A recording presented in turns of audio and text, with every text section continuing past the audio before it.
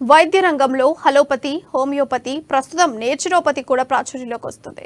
ఆధ్యాత్మికత్వానికి చోటు లేకుండా శాస్త్రీయ పద్ధతిలో అతి తక్కువ ఖర్చుతో వివిధ రకాల అనారోగ్య సమస్యలకు చెక్ పెడుతుంది. ఖమ్మం జిల్లా నెలకొండపల్లి మండలం నుండి ప్రారంభమైన సిద్ధార్థ యోగ విద్యాలయ సంస్థ జాతీయ స్థాయిలో ఆంధ్రప్రదేశ్, ఛత్తీస్గఢ్, తమిళనాడు, కేరళ, ఒడిశా రాష్ట్రాలకు విస్తరిస్తుంది. ప్రకృతి వైద్యంపై ప్రజలకు అవగాహన కల్పించేందుకు జనవరి 21న నిర్వహించనున్న జాతీయ సదస్సుకు ప్రజలు అధిక సంఖ్యలో రావాలని పిలుపునిచ్చిన సిద్ధార్థ యోగ విద్యాలయ సంస్థ చైర్మన్ ప్రకృతి వైద్య నిపుణులు డాక్టర్ రామచంద్రరావుతో మా ప్రతినిధి ఉపేందర్ ఫేస్ టు ఫేస్. ప్రజలు నిత్యం ఎదుర్కొంటున్నటువంటి అనారోగ్య సమస్యలకు పరిష్కారం కేవలం ప్రకృతి నుంచే ఉంటుందని చెప్తూ గత 24 సంవత్సరాలుగా యోగాలోనే నిష్ణాతులుగా ప్రకృతి వైద్య నిపుణులుగా గుర్తింపు పొందుతూ దాదాపు సిద్ధార్థ యోగా విద్యాలయాన్ని కూడా ఒకటి ఏర్పాటు చేసి ఖమ్మం జిల్లా వ్యాప్తంగా అనేక మందికి ప్రకృతి ధోరణే వైద్యం అందిస్తున్న ప్రకృతి వైద్య నిపుణులు డాక్టర్ రామచంద్రమూర్తి గారు మనతో పాటు ఉన్నారు. అసలు ఇటీవల కాలంలో జరుగుతున్నటువంటి అనారోగ్య సమస్యలకు పరిష్కారం ప్రతిదీ ఉంటుంది, కేవలం అది తక్కువలోనే అనారోగ్య సమస్య గురి కాకుండా రోగాన్ని నివారించగలిగే శక్తి కొన్నిటికి ఉంటుంది. అసలు ఏముంటుంది, ఎలా ఉండబోతోంది, ఏం చేస్తే ఆరోగ్యవంతులుగా తయారవుతారు అన్న అంశాల గురించి మనతో పాటు ప్రకృతి వైద్య నిపుణులు రామచంద్రమూర్తి గారిని ఆయన అడిగి మరిన్ని వివరాలు తెలుసుకుందాం. సార్ చెప్పండి, అసలు ఏంటి ఈ ప్రకృతి వైద్యంకి సంబంధించినటువంటి మీరు తీసుకున్నటువంటి ఈ నిర్వహణకి ప్రజల స్పందన ఎలా ఉంది, దీన్ని ఎందుకు ప్రజలు ఆస్వాదించాలి? ఇవాళ ప్రజలు చాలా అనారోగ్య సమస్యలతో బాధపడుతూ ఉండడం మనందరికీ తెలిసిన విషయమే. అయితే వీటిని తగ్గించుకోవడానికి ఇవాళ వేల రూపాయల ఖర్చు, లక్షల రూపాయల ఖర్చు, లైఫ్లో రిస్క్ పెడుతూ ఉన్నాం కదా. అలా కాకుండా సులభంగా తగ్గే ఛాన్స్ ఉంది అని అనిపించినప్పుడు ప్రజలు సహజంగా ఆదరిస్తారు.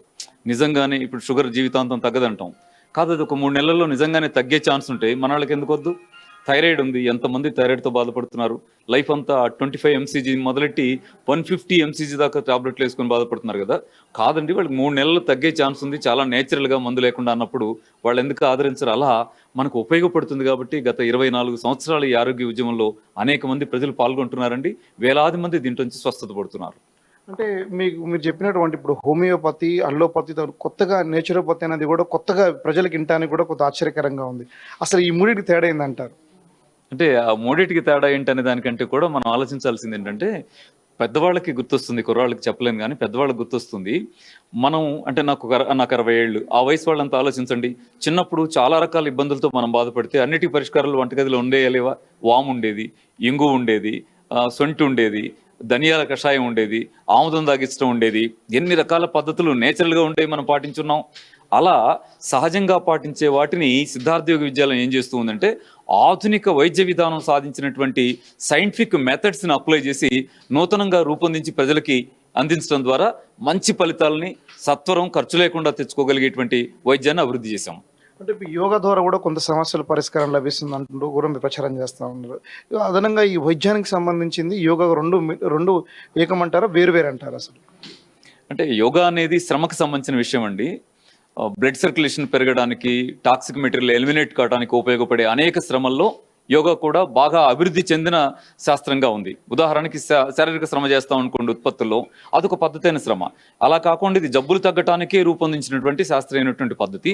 అయితే ప్రకృతి వైద్యం అనేది ఓన్లీ యోగా కాదు, యోగాని కూడా ప్రకృతి వైద్యంలో ఒక సపోర్ట్గా తీసుకుంటాం.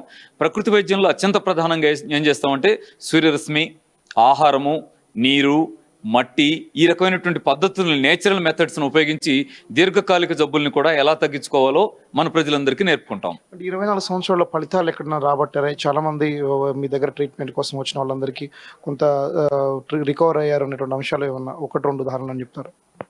అనేక ఉదాహరణలు ఉన్నాయి. ఇవాళ వేలాది మంది షుగర్ నుంచి బయటపడిన వాళ్ళు ఉన్నారు. నేను జాతీయ మహాసభల్లో 3000 మంది ప్రతినిధులు 9 రాష్ట్రాల నుంచి వస్తున్నానన్నారు కదా.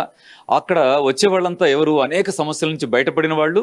బయటపడేయడం మన ద్వారా సిద్ధార్థ యోగ విద్య నుంచి నేర్చుకొని వాళ్ళ రాష్ట్రాల్లో, వాళ్ళ ప్రాంతాల్లో, వాళ్ళ గ్రామాల్లో ప్రచారం చేస్తున్నటువంటి ఆరోగ్య కార్యకర్తలు. ఇంత అద్భుతమైన ఉద్యమంగా ప్రకృతి మలచగలగటం అనేటువంటిది ప్రకృతిని ఇష్టపడేటువంటి ప్రజల ద్వారా సాధ్యమైంది. ఇది మరింత ముందుకెళ్లాల్సిన అవసరం ఉంది. అప్పుడు కార్పొరేట్ వ్యవస్థ పేరుతో కుటుంబాలు ఆర్థికంగా విచ్ఛిన్నమయ్యేటువంటి స్థితి ఆరోగ్య విషయాల్లో రాదు. ఆరోగ్య సమాజం ఏర్పడేటువంటి దశ ఖచ్చితంగా మనకు ముందుకు వస్తూ ఉంటుంది. అంటే రామచంద్రమూర్తి గారు అంటే రామచంద్రరావు గారు ఎస్పెషల్లీ ఆశ్రమానికి సంబంధించిన నిర్వహణకు నిర్వహించిన దీనికోసం ఒక వైద్యశాలని నేరకొండపల్లి కేంద్రంగా కంటిన్యూషన్ చేస్తూ ఉన్నారు, నిర్వహిస్తూ ఉన్నారు. ఈ నిర్వహణలో భాగంగా జనరల్గా బయట చాలా చోట్ల చూస్తూ ఉన్నాం, సహజంగానే గడ్డం పెంచడం ఇట్లాంటి వేషధారణలో ఆ భావాలు ఈ భావాన మీరు వైద్యుల డాక్టరా ఏంటి అసలు మీరు?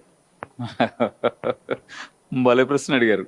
అంటే గడ్డం పెంచుకోవడం అనేది వ్యక్తిగత వ్యవహారం. వైద్యానికి వీళ్ళ గడ్డానికి ఏం సంబంధం? గడ్డం లేకుండా ఉన్న ఆయన వైద్యుడు మంచివాడైతే మంచివాడే, గడ్డం పెంచుకున్న ఆయన ఒకవేళ వైద్యుడిగా మంచివాడైతే మంచివాడే. వాళ్ళ గడ్డాలకి, వాళ్ళ డ్రెస్సింగ్కి, వాళ్ళ వ్యక్తిగత ఇంట్రెస్ట్లు ఉండొచ్చు, కానీ వైద్యంతో ఏం సంబంధం లేదు. అయితే ఇక్కడ ఇంకొక అంశం కూడా ఉంటుంది.